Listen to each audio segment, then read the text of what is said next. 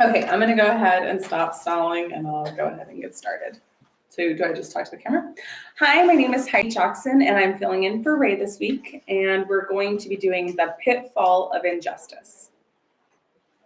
The passages are going to be based out of Genesis 39, chapter 39, verses 21 and 23, and chapter 40, verses 4 through 8, and 20 through 23.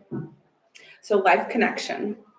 We all find ourselves from time to time in less than ideal circumstances. A rainy day at the beach is one thing, but sometimes those circumstances have far greater impact on our lives, such as a dead-end job.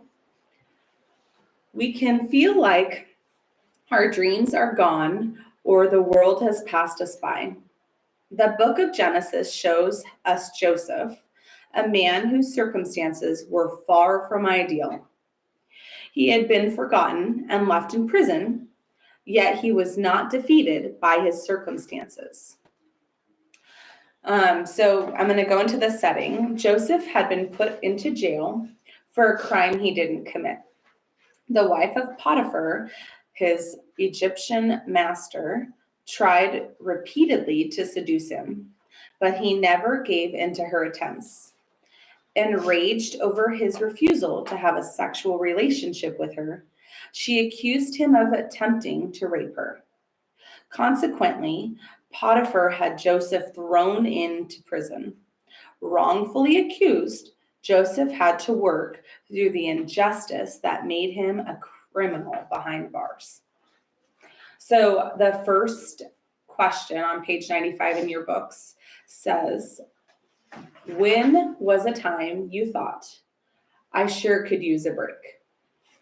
Now, I have lots of examples, but if you'd like to share, you're more than willing to. Our retail stores almost every day. Okay, I understand. I understand completely. So maybe none of you in here or some of you could relate. Michael and I are husband and wife, and we've been married since we were 18, and we have 5 kids. So having lots of kids, or maybe even lots of siblings, you might be like, man, I could use a break. So that's my example, one of my many examples. So if no one else would like to share, I'll continue. So on page 96, Bible Meets Life in your book, it talks about Rocky Balboa. So I'm going to go ahead and read that. In Rocky Balboa, in 2006, that's when the movie came out, Rocky said, "It ain't about how hard you hit, it's about how hard you can get hit and keep moving forward." How much you can take and keep moving forward.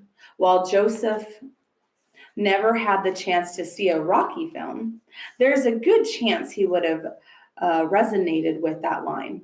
In today's session, we will see how Joseph chose to press on, even through the days of disappointment continued. Have you walked through a season when you couldn't seem to catch a break? Did you wonder if good days would ever return? Maybe you lost a job around the same time a loved one died. Or you were going through a painful divorce. Just as you also received troubling news from the doctor, life can throw many hard things at us. We may even be tempted to let our hope in God faith. As you read this part of Joseph's story, be encouraged that the Lord will always see his children through.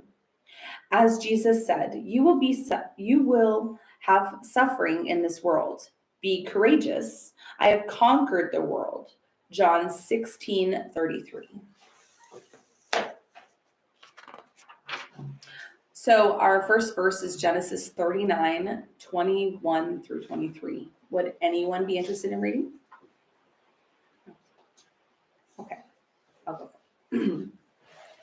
But the Lord was with Joseph and extended kindness to him. He granted him favor with the prison warden. The warden put all the prisoners who were in the prison under Joseph's authority, and he was responsible for everything that was done there. The warden did not bother with anything under Joseph's authority because the Lord was with him. The Lord made everything that he did successful. So, Joseph was an innocent man forced into confinement. We wouldn't be surprised if Joseph, in those circumstances, was constantly tempted to be bitter, sour, and angry toward God and others. Instead, Joseph appeared to be living by the same principle that guided the Apostle Paul. I have learned to be content in whatever circumstances I find myself. And that verse is found in Philippians 4:11. The secret to Joseph's success was the sovereign favor of God. The Lord chose to be with Joseph and to shower the faithful young man with kindness. It wasn't Joseph's good looks, strategic maneuvering, or top shelf leadership skills that pushed him to the head of the pack. It was God going before him and opening the doors. Joseph was put in charge of the entire prison and chose to bloom where he was planted. Even if it wasn't in the garden of his choosing, it's easy to let our circumstances get us down. Just as the Lord was a warrior for Joseph, he fights for us too.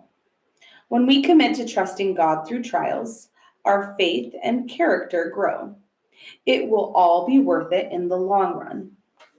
So the second question here says, what can we learn about Joseph's character from these verses?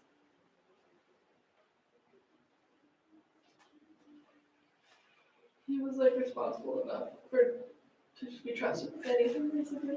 Yes, I totally agree. Whatever curveball or fireball was thrown at him. I'm sorry, say it again? People just automatically trusted him. Yes, exactly. So, and I think that he was humble about it. I don't think he let it get to his head. So it's another characteristic, I could say. Okay.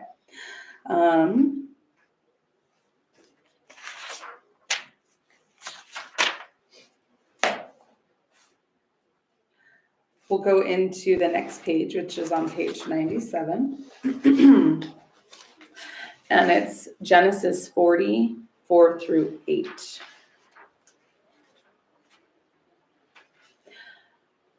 The captain of the guards assigned Joseph to them as their personal attendant, and they were in custody for some time.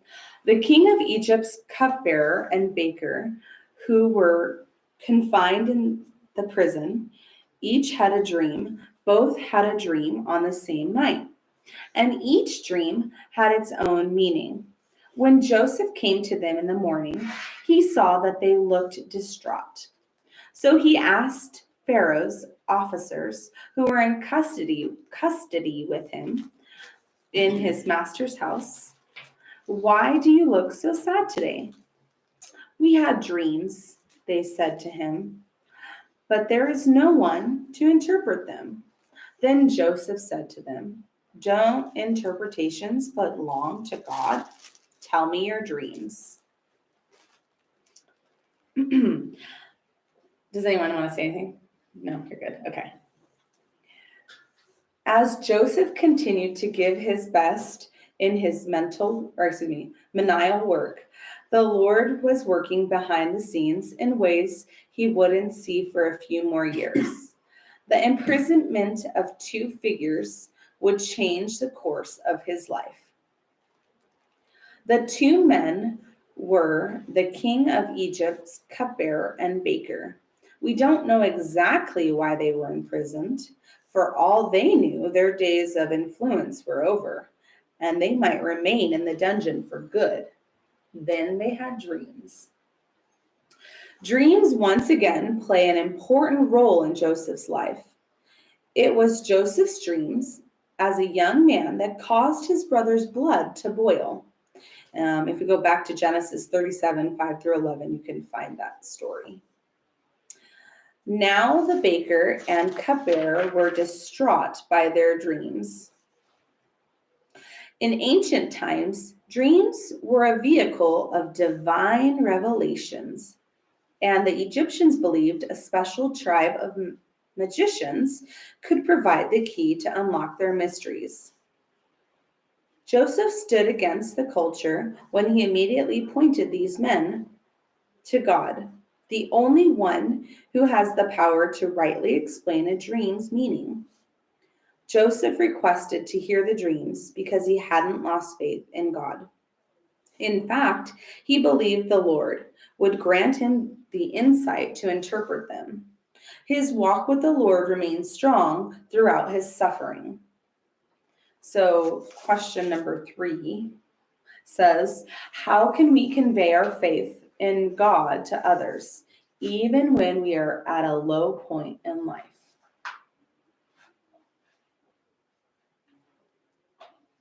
Would anyone like to share? By the way, you're not obligated, so if you want to pass, just let me know. Persevering. Okay, I like that. Just keep pushing through. Attitude. I agree. Attitude. I try to have a smile all the time because I also work in retail, but I have to wear a mask. So I just try to sound high pitched when I talk to people. Anyone else want to share? Okay. So I didn't do this with the last section, but I'll do it with this one. We're going to kind of just go over what the commentary is on each one of these verses. It kind of breaks it down into what they believe it means. It's not what God says it means. So you can look at it differently than the person who wrote this. We're going off of verse 4 here. It says, when we fall victims of injustice, we often give ourselves permission to become so outraged with our plight that we take our frustrations out on other people. Our sense of entitlement can become bloated, fueling the fire for retribution. However, Joseph showed God's people a different approach. His response as a victim of injustice encourages us to reach out to others instead of taking our frustration out on them. Joseph's approach came into view when he met 2 new prisoners. Both had served Pharaoh as important officials. Joseph was ordered to serve as their personal attendant. Their crimes against Pharaoh must have been extremely serious. Now, I know this doesn't say this in here, but I'm almost wondering if it was the same thing Potiphar's wife wanted them to. I don't know, just because it doesn't say. Assigning them to Joseph may have been necessary so a thorough investigation into their activity could be conducted. The investigation and the decision about what to do with the 2 must have taken quite a while. Perhaps for that reason, they remained in custody after Joseph's watchful supervision for an extended period of time. Verse 5. The 2 titles, Pharaoh and King of Egypt, referred to the same monarch. The closer officials worked with the king. The more their faithfulness mattered to him. If they were caught using their positions to bring harm to him, execution awaited them.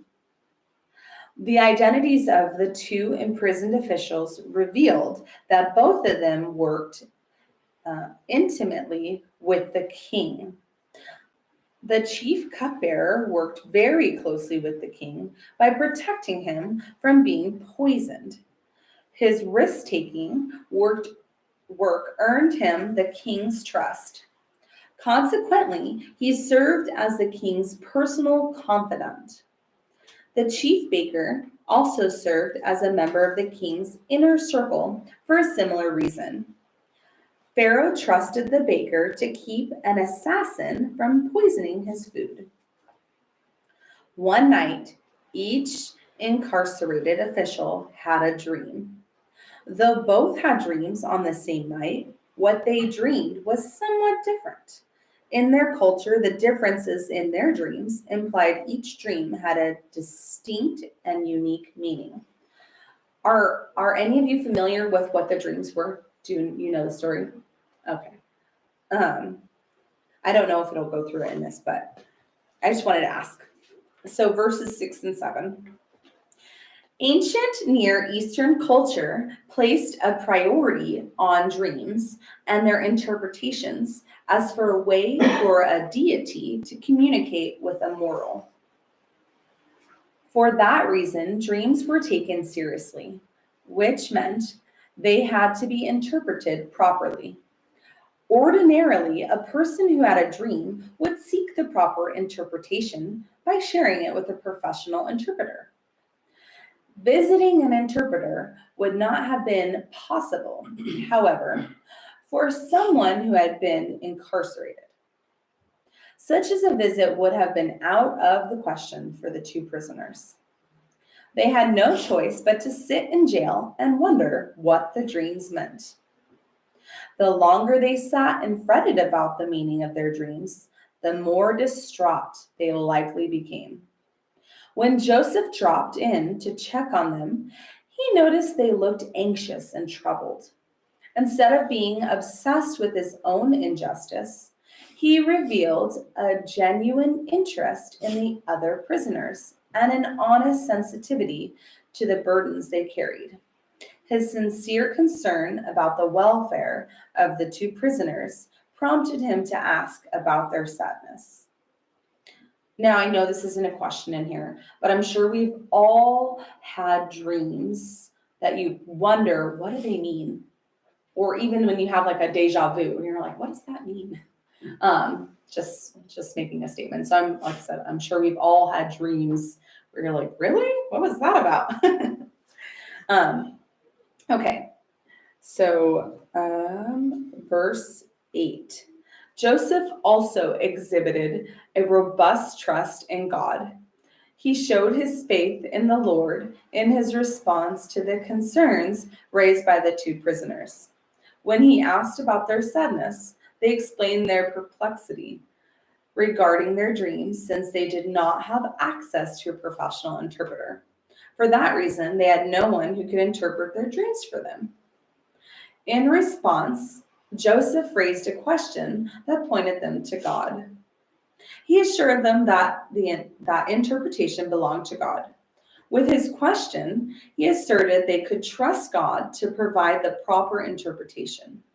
Joseph's assertion about God's ability to interpret dreams underscored the depth of his faith in God. He believed God had given the prisoners their dreams. He could recall that earlier in his life, God had given him two dreams about his reign over his brothers and his father. Again, this verse or this part of the story could be found in chapter 37, verses 5 through 11. The Lord who had given the dreams could be counted on to interpret them too. For that reason, Joseph encouraged the cupbearer and the baker to share their dreams with him, so God could use him to give them the proper interpretation. Next is Genesis chapter 40, verses 20 through 23. I kind of feel like I'm going to rush through this, so maybe I should read slower. Did anyone want to read that verse? No. On the third day, which was Pharaoh's birthday, he gave a feast for all his servants. He elevated the chief cupbearer and the chief baker among his servants.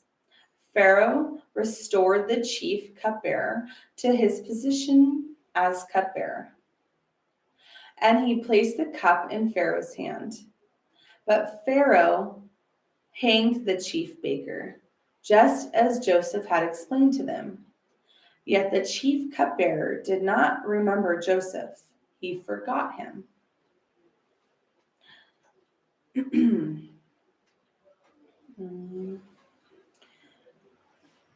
In verses 9 through 19, so this is on page 100 in your book, Joseph heard the dreams of the chief cupbearer and the baker, and he precisely interpreted them.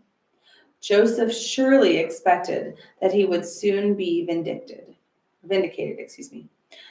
and his time in the dungeon was about to come to a close. Yet, this wasn't the case. Joseph may have been forgotten by people, including the cupbearer, but God never forgot him. Yet 2 more years would pass before Joseph's season of suffering ended. Delays like this could leave any of us understandably discouraged. Joseph's extended stay in the lonely prison was a major setback in his life, but he patiently endured. So your question number 4 says, when has God used a delay to help you grow closer to him?